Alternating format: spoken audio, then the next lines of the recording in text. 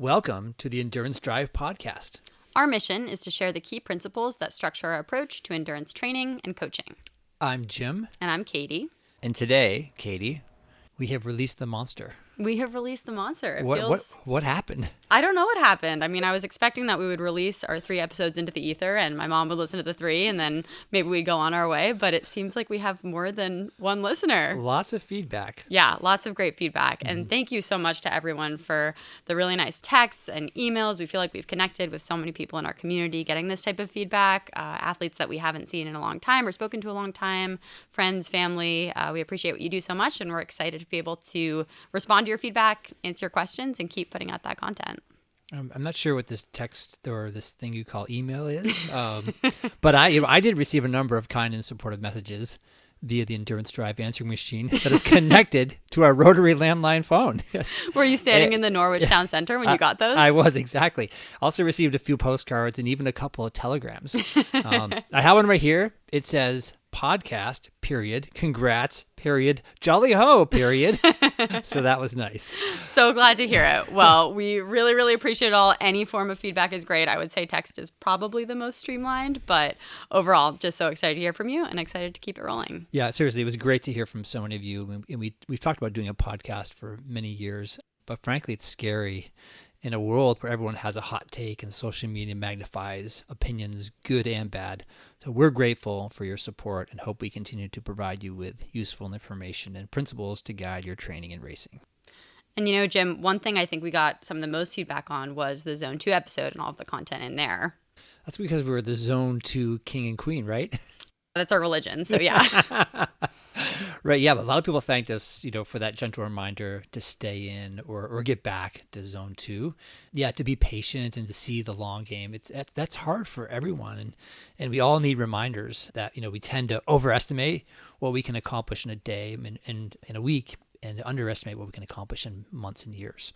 Yeah, I mean, I think I even needed that reminder this week. I was on the trainer for the first time, maybe this whole season the other day, and I hopped on and ambitiously decided to do one of our HIM interval workouts because I was like, why not? I feel great. I had a great season, and very quickly learned that that was not going to happen in Zone 2 heart rate. So pivoted to active recovery ride. Really tried to bring that average heart rate down, and it definitely required a little bit of a check to the ego, but I remembered our podcast. Congratulations. So thank you, Coach, for the reminder. Great. So lots of listener questions. Katie, you want to jump in on some of those? Yes. So actually, yeah, before we get into our exciting topic for today, we do want to answer some questions that came up because they're relevant to these previous episodes.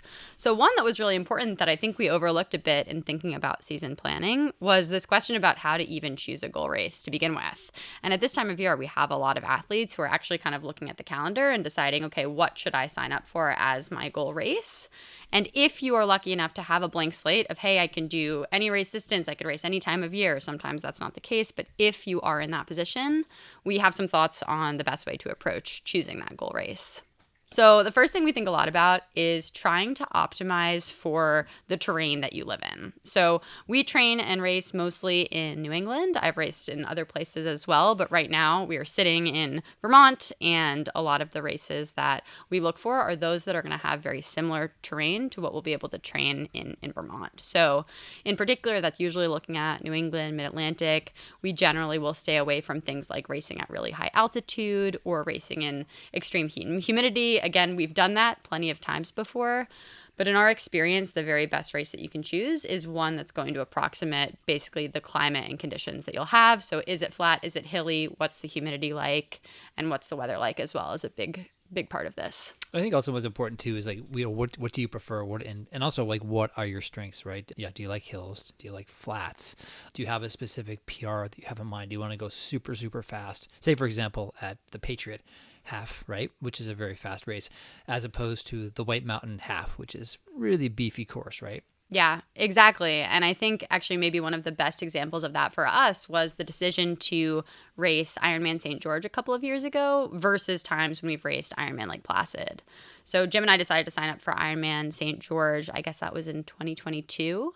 So we decided in October of 2021 that it'd be a great idea to do an Ironman in the desert at altitude in May, where it's, an average of 95 degrees Fahrenheit during the race. And And I don't know, that didn't necessarily go as well as our experiences at Ironman Lake Placid, where the climate is a lot like we were training in Vermont, in the days and weeks and months leading up to Ironman Lake Placid. In St. George, by contrast, it was really, really hard. We had fitness going in, and nothing really could have prepared us for the experience of literally going to a different planet and trying to race there. So, setting yourself up for success on race day, part of that comes to just that decision of which race you're going to sign up for. So think about that carefully as you're choosing your races for next year. Yeah, I mean, bad things happened at Ironman St. George. And I don't want to talk about it. Yep. This is a safe space. Don't worry. But maybe we'll go into the Ironman St. George story another time. Either way, just take our advice. And if you can, try to optimize for the terrain that you're in, the climate you're in, and of course, your preferences with respect to hills and flats, ocean swim, freshwater swim, all of the above. And I think, yeah, actually, you and I both had athletes this week ask us about choosing a race, like a trail race for 2024. We did. Yeah, I have one athlete actually who also lives in New England and is trying to figure out what she wants to do this year. And it's interesting because in New England, if you're trying to get ready for a trail run, the trails aren't really dry until, often mid-May maybe. And so, we can think about different ways. Let's say she really, really wants to race in April. Well, we can think about different ways that we could approximate the trail experience, maybe with some uphill treadmill work, some road work on hills. But at the end of the day, I think the very best bet would be trying to choose a race that's going to be later in the summer, gives the trails some time to dry out, and similarly, the training would approximate what you see on race day. Okay, so one more question we got was from terms of season planning was, is it relevant for those of us not racing? And the answer is yes, of course. Periodization is good for several reasons. We definitely need an off season of a couple months. We've already talked about that already for some lower volume and allow your body to recover and bounce back for the next season. You have to really shed that chronic fatigue that you've built up over many, many months in the previous season. Yeah, I totally agree with that. And I think actually even this time of year right now is a great time for anyone, regardless of your goals, to be taking that time. And I'd say a broader point about all of this is that you don't actually need to be racing to have goals. So the idea of just wanting to get fitter or get faster or having, faster and faster times going up your local hill in your neighborhood, that is really, really great in terms of just structuring the way you think about training. So it's totally okay if you don't want to sign up for a race right now, but think about what your goals are, and then developing some type of periodization around them is a great way to really help achieve them. Because at the end of the day, that's where we're going to see goals achieved with respect to fitness and just overall health, this health, joy, and community that we talk a lot about. That's going to come from periodization, zone 2, consistency, all the things that we'll kind of just keep coming back to over the course of all these episodes. Yeah, and thanks again for all the questions. Keep them coming. Yes. We love them. We want to make this a regular feature of the podcast. But now we're on to our main event, episode 4, which is injury prevention. Yes. Yeah. And we thought it would be a good time to do this episode because we're sort of at the beginning of our season. We don't want people to just come out of the gate super, super excited and end up injured. And as coaches, one of the biggest things we focus on, one of our biggest goals as coaches, is help people achieve their goals without getting injured. So we're really your partners in that. But we want to kind of go over the protocols that we use and the advice that we can share with respect to injury prevention. So hopefully people can kind of live out their whole season without getting sidelined from different types of overuse injuries. So I thought we'd give you 10 tips to start. And we were talking before the podcast started that this is really a lot of information. And probably each one of these tips could be their own separate podcast. But we'll do a quick review of the top 10. Yes, absolutely. And this is also not necessarily an exhaustive list. So if you have other tips, please send them our way. We can promote them in future episodes. We love to keep developing content that can help people with injury prevention. So if there's anything that you've learned through your own injury journeys or non-injury journeys, please don't hesitate to share them. So with that, let's get started with tip number 1. Jim, what's tip number 1? Number 1 is take time off when needed. Katie, what does that mean? Yeah. So in general, we find that a lot of the time, if you take just 1 or 2 days off, if you have some type of niggle coming on, so something that maybe feels a little bit off but isn't a full-blown injury yet, that can prevent 1 to 2 months or longer off. A lot of the time, the body is just telling you, hey, this is a yellow flag. Things are not feeling very good. And one of the hardest things is that people often just say, okay, I'll just push through this single run. It's starting to bother me at mile 2, but in my training peaks, I know I have an 8-mile run, so I'll do the 8 miles and then I'll take a rest. But we really recommend as soon as something feels a little bit off, you need to inform your coach and just take a day or two. And if it's not feeling better after that, we can kind of talk about the roll down of what would happen. But it's so important. Just 1 to 2 days off instead of 1 to 2 months off is the place to start. Yeah, I really want to emphasize that. I can tell you that probably 99% of the time when an athlete says, oh, I have something, maybe my Achilles is kind of hurting, right? And we'll say, okay, let's take 1 or 2 days off. And you don't have to stop necessarily exercising. We can include another swim. We can put in another bike. So it's not just shut the body down, turn it all off, but it just allows us to reconfigure your training plan a little bit. And again, 99% of the time after a couple of days, those niggles will go away. And if they don't go away, then they're an injury, and that's something else completely different. Exactly. But if we're still in prevention territory, just start with those 1 to 2 days off. Now, related to this, tip number 2 is even if you don't actively have an injury happening right now, we recommend taking some rest days. So in general, in training plans for our athletes, that's usually 1 or 2 rest days, depending on your goals or overall volume. Often for many athletes, that'll be a Monday or sometimes a Friday, but it's really relative to your schedule. And those are really important for so many different reasons. Number 1, you need to be able to let your body rebuild and repair. So actually, these muscular adaptations and these aerobic adaptations, they happen not while you are training, but afterwards. And that's something really counterintuitive. You might think, okay, well, I'm at mile 6 of my 8-mile run. That's where I'm getting these adaptations. But there you're actually just getting a lot of muscle breakdown. So if you take that time to just rest and let the body do its thing, you will bounce back so much stronger the next day. But if you're never taking those days off, you're just going to be digging a hole that gets deeper and deeper and deeper. And deep in that hole, that's where all of the injuries live. And we don't want to do that. So what you're saying is stress plus rest equals growth? That is true. This is not a math podcast, but that is a math equation that we totally subscribe to. So stress plus rest equals growth. And Katie, what about on those off days? Should we periodize our fueling? Should we eat less? Should we eat more? What should we be doing?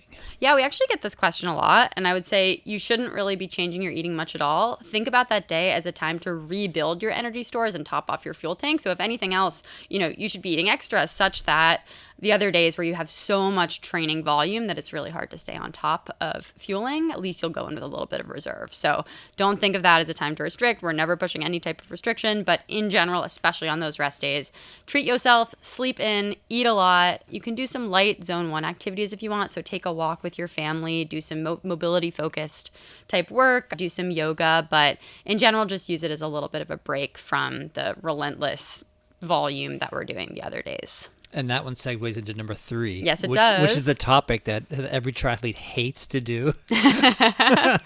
But that is strength and mobility. Yes. Right? And understandably, it's hard. We're all busy people, and managing load of swim, bike, and run is really hard. So it is difficult to find time to do strength and mobility, but it is super important. So just we'll probably do an episode on strength as well. But just a quick overview, we really want to focus on these compound exercises. And compound exercises those are the ones that use the multiple muscle groups in one exercise. So for example, a good compound exercise is a bench press or a deadlift or a shoulder press or pull-ups and squats. And there's lots of variations on these exercises. You can use a barbell, you can use a dumbbell, kettlebell, bands. There's really all kinds of ways to do this, and really just start easy and light, and then eventually progress to heavier weight over weeks and months.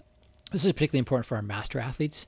They are just losing muscle mass and strength just quite rapidly after the age of 40. Not that anybody here is over the age of 40. But. No one on this podcast is over the age of 40. But yeah, especially masters athletes, but truly all ages, we do recommend strength training. Ideally, 3 times a week during the off season and then base period, and then maybe moving more into 2 times a week in the on season when you're just having that really, really high specific race prep volume.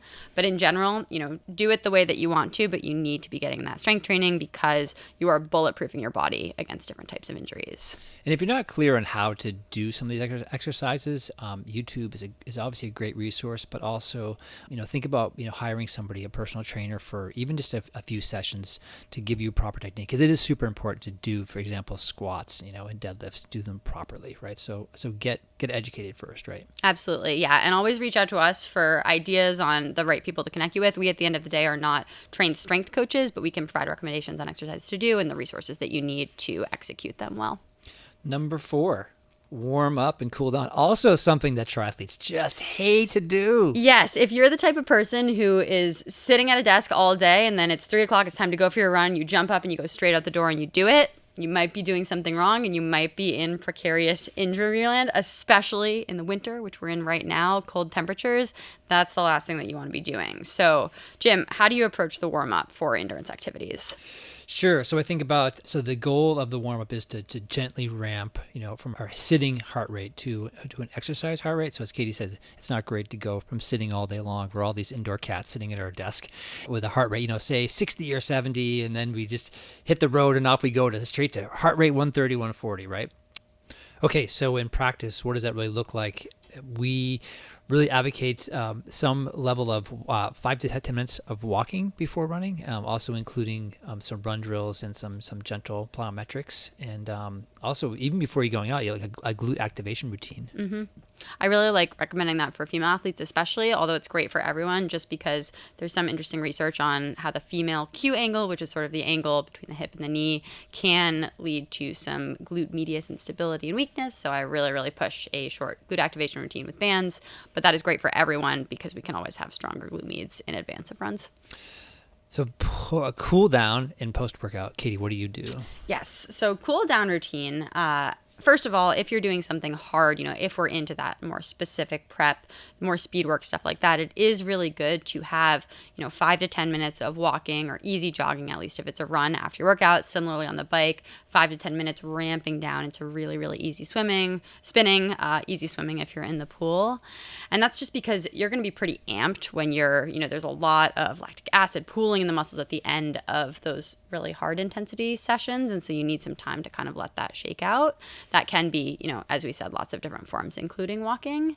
And then as soon as you finish that workout, we have a pretty special routine about what we do to kind of kickstart your recovery even when you're done moving. So Jim, what does that look like? Oh, so the killer app for me is the dry shirt and the protein shake directly thereafter.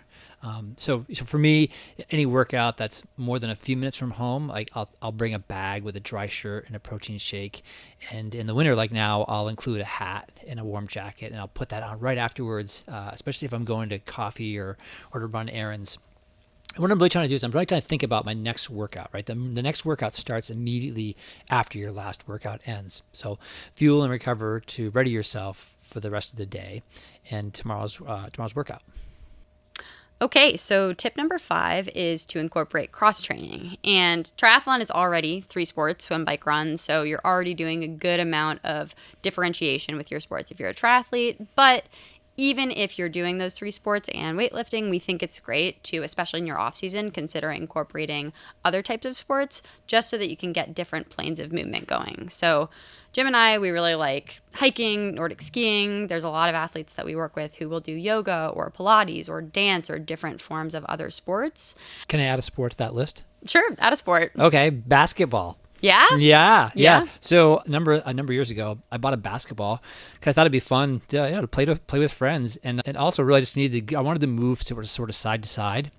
And up and down. So I call it my organic plyometrics machine. And it's good cardio too. It's great cardio. Zone 2. Yep. It's just a creative way to incorporate those other planes of motion, and also these really quick bursts of speed running up and down the court as well. Lots of jumping for speed and power training as well. Absolutely. Well, go get a basketball, ask Santa for a basketball for Christmas, and maybe you will actually become a basketball star instead of a triathlete. That's our goal here at the Endurance Drive. Right, exactly. Convert the masses to basketball. Number 6 is proper form. We love proper form. Yes. So it's super, super important to have good form and good technique in all 3 disciplines, so swim, bike, and run.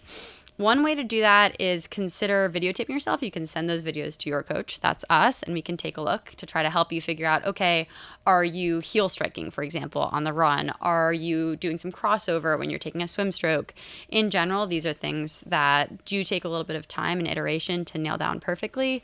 But if you're progressively over and over again doing these sort of maladaptive motions, that can lead to injury. So you want to figure out how to correct those imbalances and work on your form. And we as coaches can give you a lot of tips on technique and making tweaks that'll help you do it correctly.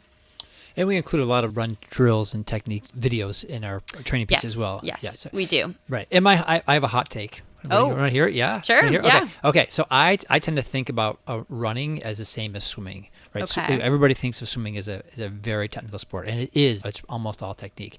But I really think running is as well just as technical as swimming. So that's my hot take. That's good. I mean, I would say we are always in favor of technique practice. So if that's what you need, that can even be a great way to, if you're kind of new to the running world, but you have some experience swimming and biking, for example, we'd recommend a technique block on running before we even try to build mileage. And then similar for swimming, we're not going to have you do a 4,000 yard swim before we know that you can do those yards pretty smooth, pretty cleanly. So in general, technique all the way.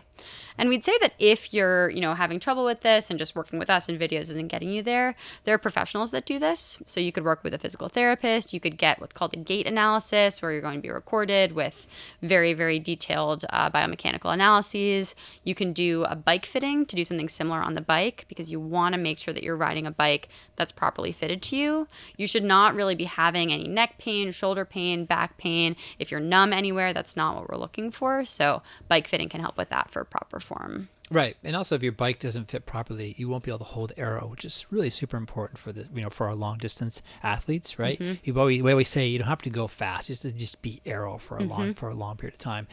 And also, if your bike doesn't fit and you're a short course athlete, you won't be able to generate the power and the watts that you need, right? That's critical for those, for Olympics and sprints, right? So you want to be comfortable there. So yeah, we always say if you're serious about triathlon or cycling, you should really need to invest in a professional bike fit. And especially if you're considering getting a new bike, it can be advantageous to go to a bike shop, because sometimes there will be deals where they're willing to fit you on a bike with a purchase, or you can get a discount on its own. Bike fitting can be a little bit expensive. So just keep that in mind when you're budgeting for a new bike. We think that fit is so important that you should probably assume that that's part of the cost and then scale accordingly for the bike that you're going to get.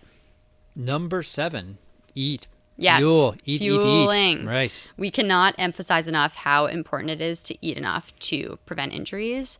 In general, we kind of think about it as always wanting to have sort of a reserve or a buffer, such that when training gets hard, or if you get sick, or anything goes haywire in life, you're not going to get blown off the cliff. You want to be several feet away from the edge of the cliff. So in general, think about following good practices for nutrition. And of course, we could do a full episode on nutrition and hydration in another episode, but just some key things to think about are, number one, you want to be fueling before activity. We don't really recommend fasted training, and you should be mostly focusing on carbs before long endurance activities. And then during activities, usually anything that's over about 75 minutes, we want to be taking carbs in during the activity. If you want to take it in for even shorter activities, it's not going to hurt. So think about, different types of liquid sources or things that are really easy to get down, and we can give recommendations on that. And then after, just like Jim was saying before, have that shake ready to go. You're usually looking for a mix of carbs and protein, usually like a 3-to-1 carbs to protein or 4-to-1 ratio. And then throughout the day, whole foods, fruits, veggies, healthy fats, etc., nutrients. You want to not restrict. You want to make sure that you're topped off at all times. And we talked a little bit in our female athlete episode about relative energy deficiency in sport. I want to clarify that that's something that can affect both male and female athletes, but that is something that literally comes from just not eating enough and can lead to injury, illness, at its worst, bone stress injuries in general. So just make sure that you really, really think about this. And if you're struggling with it, get some help, talk to a nutritionist. There's sports nutritionists out there. Talk to your coaches too. We just really, really want to prioritize this. Number 8, put your phone away. Yes. And get some sleep, right? Yes. Yeah. So just like eating enough, you need to sleep enough. You want to allow a lot of time in your schedule for rest and relaxation, which is probably really hard when you're super busy and you're training for an Ironman or any other type of race.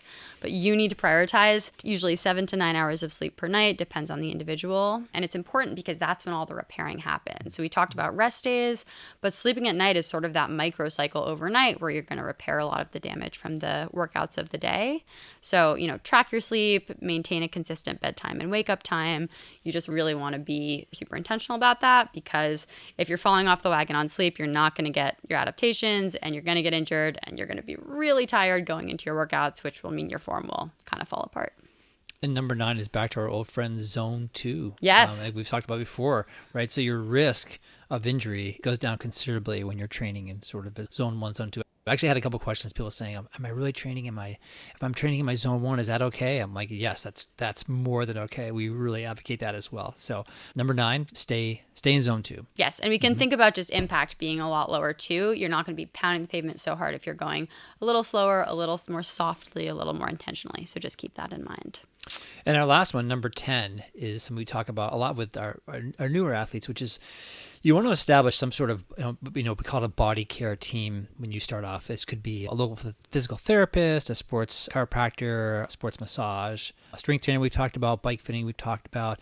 You may want to loop in your primary care doctor, maybe a dietitian as well. So you want to develop this local network to help you support your endurance journey. Absolutely. Yeah. So if you have something come up that doesn't necessarily respond to 1 to 2 days off, you may want to go and check in with a professional, see if you can have someone take a look at it.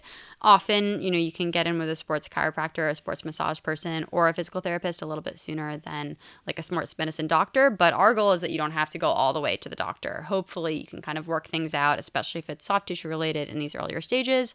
However, there are of course circumstances in which you're going to need to see a sports medicine doctor, and establishing that relationship is great. Just knowing who in your area is a good recommendation for that. You can definitely ask us for recommendations in the areas that we work and live and train in, but overall just make sure that you have those contacts sort of on standby in case anything does come up. Wow, we did it. We did it. Number 10, right? Yeah. So the core message among Yes. all of this is you want to have some open dialogue with your coach, right? Yes. It's really difficult when, we mostly coach in a more remote capacity for our endurance drive clients. We do see our Dartmouth Triathlon athletes more regularly, but we don't really know if you have some type of injury coming on unless you tell us. So it's so important to do that. Don't wait. It's so much better if you tell us when it's just a little bit off. And there's really no level of information that we don't want. We really want to know if something's going wrong, because so often it's just a little bit too late by the time we hear from our athletes. And then, we're trying to line them up with getting an MRI or going to some type of sports medicine doctor, and there's a multi-month wait list. That's the last thing that we want to see. So in general, just tell us if something's going on. So what you're saying is we're like TSA. If you see something, say something. Yes. The Endurance Drive TSA. That's us. Thanks, peeps, for listening. Again, keep sending in your questions, and we'll keep at it. Yes, and we're excited for one more episode before the new year, so tune in next Thursday. We'll be dropping new episodes every Thursday, and please consider following us on Spotify or Apple Podcasts, giving us a rating, giving us a review. If you hate it, we want to hear it. If you love it, we want to hear it even more. So yeah, please reach out. We love to hear from you all, and thank you so much for the support.